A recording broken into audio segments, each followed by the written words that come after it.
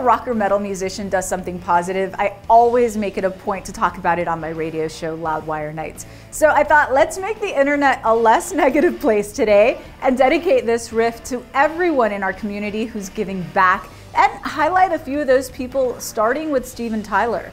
In 2015, the Aerosmith frontman created Janie's Fund, dedicated to providing resources for abused and neglected girls.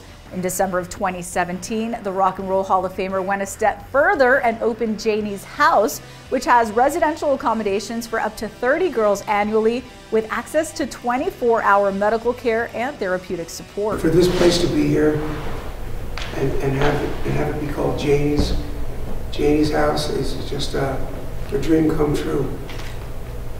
When I said Janie's got a gun, and Ira looked at me and said, no, Janie's got a fund.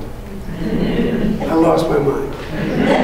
Who knew one song could inspire such greatness? For details on how to become one of Janie's Angels, visit janiesfund.org.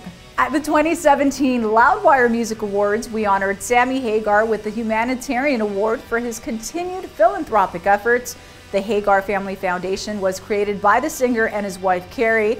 And here's Hagar talking to me backstage at the award show, shedding some light on what the organization does. Can you tell us a little bit about the work that the Hagar Family Foundation does?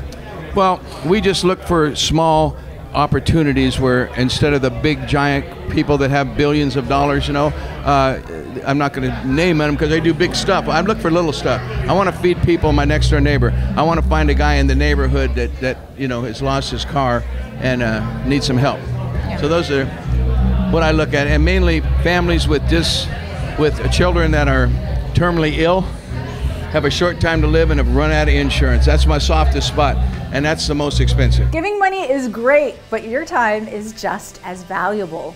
Metallica are inviting fans to volunteer at food banks across the country in markets visited by their 2017 Worldwide Tour. You can register to volunteer now at allwithinmyhands.org. Hey everyone, I am Lars. And I am Robert.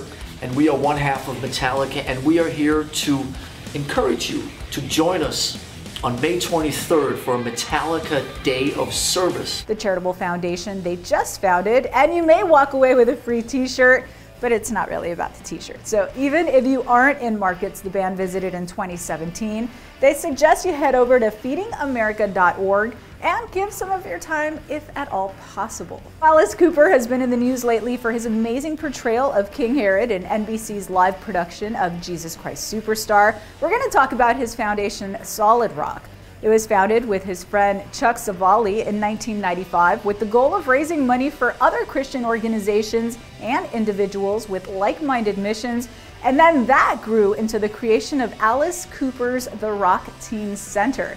This is Justice Young, one of the many who have taken advantage of what the center offers. The Rock is a teen center that provides kids with the opportunity to better themselves. The Rock is a safe haven, I describe it, for teens and kids to realize their full potential. No matter what you're into, the center has something to keep all kids out of trouble. There's art, there's dance, there's help with their homework. We have 100 kids a day down there, in and out.